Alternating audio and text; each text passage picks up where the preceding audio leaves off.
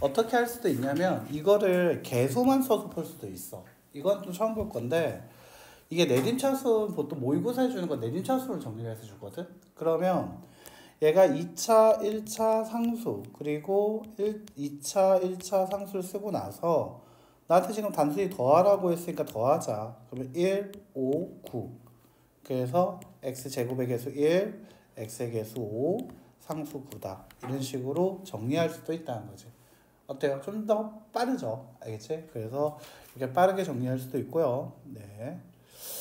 자, 그 다음에 보통은 자, 3번 문제 보게 되면 이제 나누어 떨어질 때라는 얘기 하게 돼. 그러니까 우리가 어떤 다항식을 주게 됐을 때 나눌 셈 얘기, 나누어 떨어진다, 나눈다, 인수다 이런 얘기들이 나오게 되면 이 어떤 fx라는 녀석을 gx라는 식으로 나눴을 때 목을 qx, 나머지를 rx라고 쓰자라고 하는 거야. 즉 그래서 fx라는 어떤 식을 나눌 거야. gx라는 걸로. 그때 목은 qx고 나머지가 바로 r이다, rx다 라고 얘기하고 있는 거지. 됐나? 이런 상황에서 문제 자체를 풀 때는 여러 가지 방법이 있는데 그 중에서도 나한테 이 나누는 녀석에서 1차식으로 나눴을 때 됐지? 1차식으로 나누었다. gx가 1차식이고 나한테 그때 목만 나한테 물어볼 때가 있어. 목은 얼마냐? 이런 식으로. 알겠지? 그때 할 수 있는 방법은 직접 나눌셈. 그러니까 직접 나누어 본다라는 거지. 그래서 직접 나눌셈도 있고요. 아니면 또 이제 조금 더 나중에 배웠던 조리제법이라는 걸 이용해도 괜찮다라고 할 수 있지. 혹은 1차식을 나눴을 때 목과 그리고 뭘 줬냐면 나머지까지도 물어볼 때도 있어. 그래도 역시 직접 나눌셈 아니면 조립제법이 좀 더 나아. 그런데 이게 뭐가 있냐면 나한테 이 나머지를 물어볼 때가 있어. 목은 안 물어보고. 알겠지? 자, 그래서 목은 안 물어보고 그냥 1차식으로 나눴을 때 뭐다?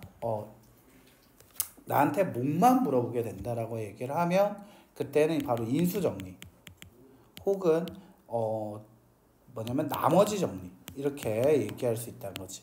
나눠 떨어진다도 나머지가 있다라고 생각해서 얘기하는 거야. 그리고 이때 2차식 이상이 있을 수 있어. 2차식 이상이 되는 경우에서는 그때는 어떻게 할 거다? 직접 나눌셈을 쓰는 게 좀 더 낫다라고도 할 수 있지.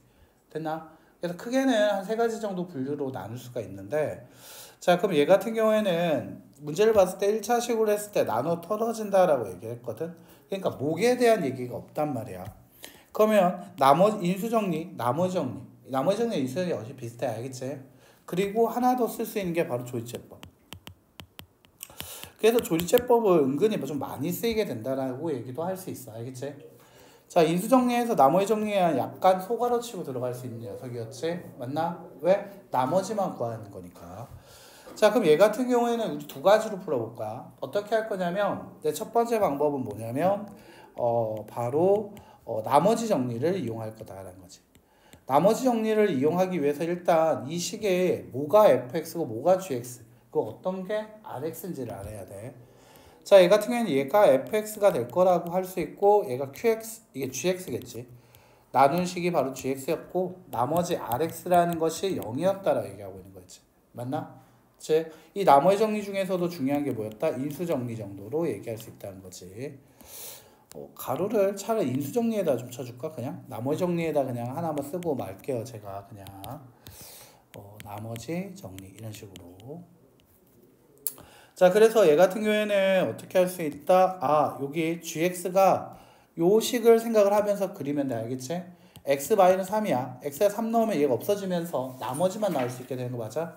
그래서 R3을 구하라는 문제가 돼버릴 거고 따라서 27 마이너스 그 다음에 18 마이너스 24 플러스 A가 0이다 라고 얘기할 수 있다는 거지. 자, 그러니까 A-15가 0으로 A의 값이 A 당연히 15가 된다 라고 얘기할 수 있다라는 거고요. 두 번째라는 것은 어떻게 얘기할 수 있게 되냐면 바로 조리제법을 이용할 수도 있다라는 거지. 이 문제에서 조리제법을 한번 쓰게 되면 어떻게 할 수 있냐라고 하게 되면 3차가 1이고 2차가 -2, 그 다음에 1차가 -8, 그리고 A다라고 얘기하게 된다라는 거지.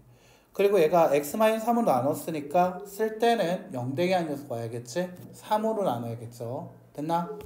자, 그리고 얘가 1, 그 다음에 처음에 건 숫자 그대로 내려오고, 자, 그 다음에 둘이 곱하자, 얼마? 3.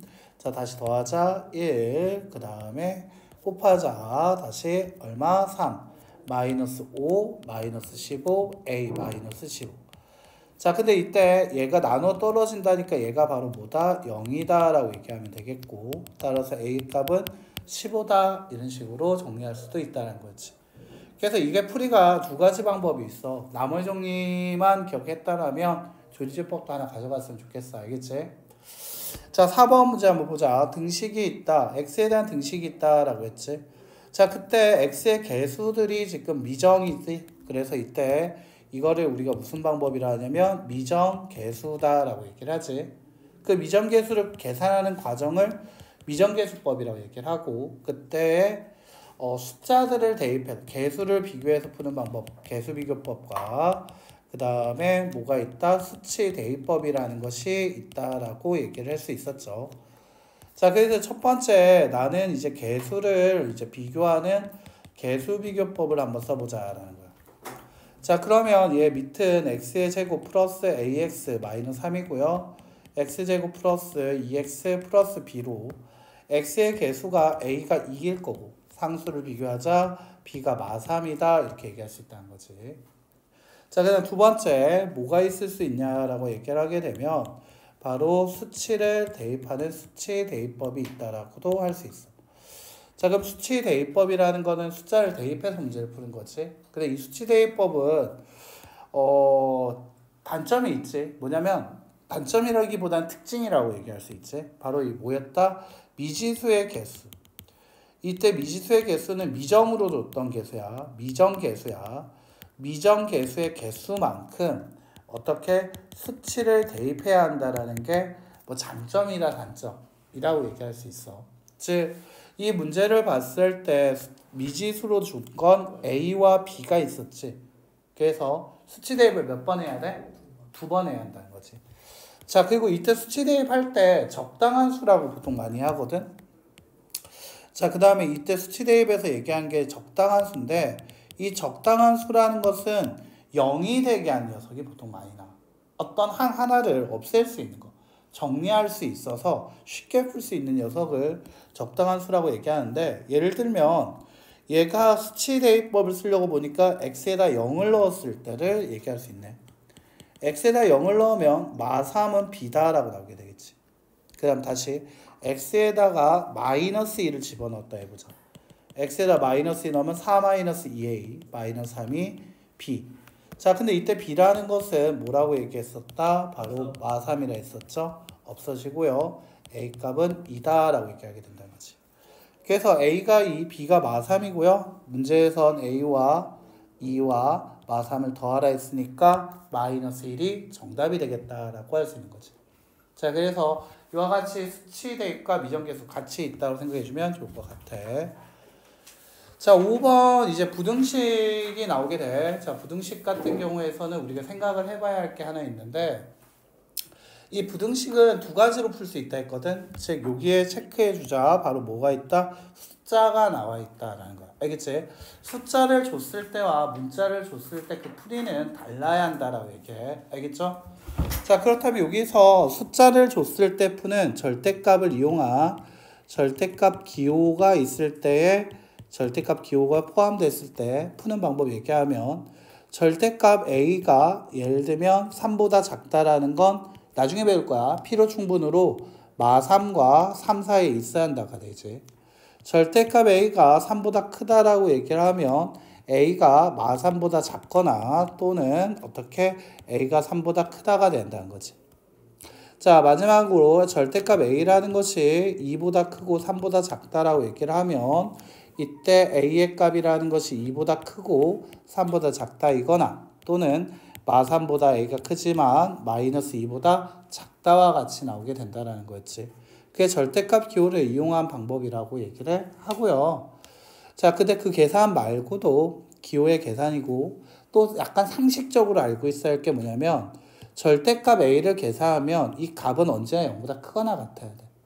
마이너스 2의 절대값은 언제나 2일 거고 0의 절대값 0이지. 절대값을 계산하면 언제나 0보다 크거나 같다는 것도 살짝 이 문제는 필요 없지만 하나 갖고 있으면 좀 더 편하다. 자, 숫자를 줬을 때 계산하는 방법이었어. 알겠지? 그렇다면 얘가 숫자였고 그러니까 2x-3이 바로 a였던 거예요. 여기서는. 즉 마이너스 5와 자 그러면 이 문제를 풀게 되면 마이너스 5와 플러스 5 사이에 뭐가 있다? 2x-3이 있다가 될 거고 따라서 x에 3을 넣으면 마이너스 2와 얼마? 8 사이에 자 양변에 1을 나누게 되면 마이너스 1과 4 사이에 x가 있다가 되겠지. 따라서 a가 마이너스 1, b의 값은 4가 돼서 a 더하기 b의 값은 얼마? 3이다 라고 얘기를 할 수 있다.